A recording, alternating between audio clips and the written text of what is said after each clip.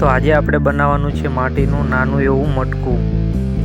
તો આપણે એને સારો શેપ આપીશું અને સારી ડિઝાઇન આપીશું। તો આવો શરૂ કરીએ।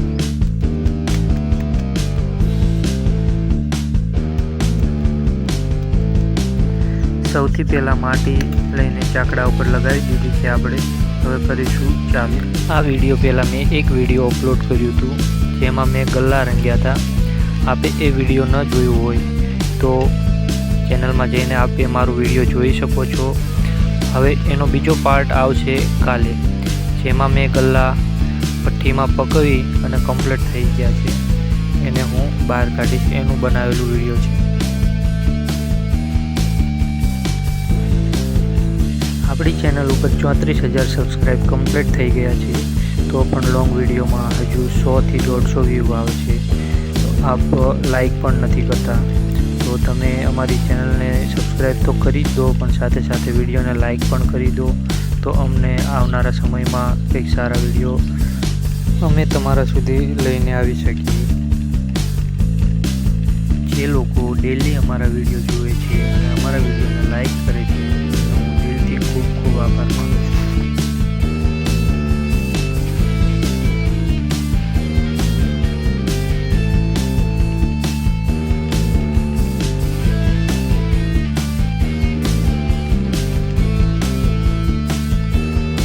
હવે આ મટકાને આપણે શેપ આપી દઈશું।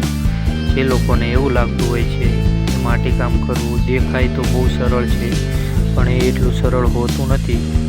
જો કે આ કામ કરવું ખૂબ જ અઘરું છે।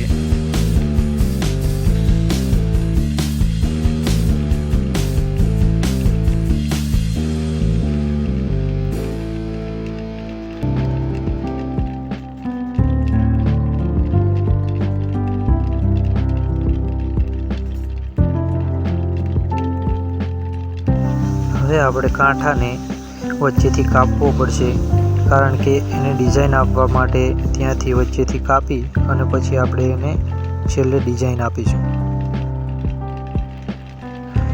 મારી પાસે આ એક પ્લાસ્ટિકનું કાર્ડ છે, જે હું ઉપર ઘસીશ તો મટકાનું ફિનિશિંગ ખૂબ જ સારું આવશે, એટલા માટે એ જરૂરી છે।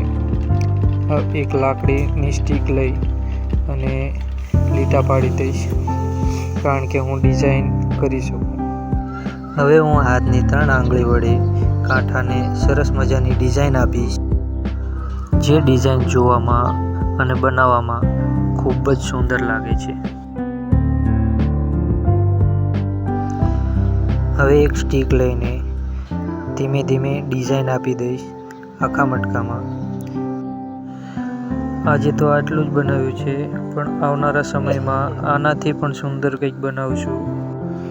કદાચ આપને પણ કંઈક બનાવવાની ઈચ્છા હોય તો આપ કોમેન્ટ સેક્શનમાં જઈને કોમેન્ટ કરી શકો છો, તમારી રિક્વાયરમેન્ટ પૂરી કરવામાં આવશે। આપનું આ મટકું બનીને એકદમ તૈયાર થઈ ગયું છે, તો કેવું લાગ્યું જરૂરથી જણાવજો અને વિડીયોને કરી દેજો લાઈક। મારો આખો વિડીયો જોવા બદલ આપનો ખૂબ ખૂબ આભાર।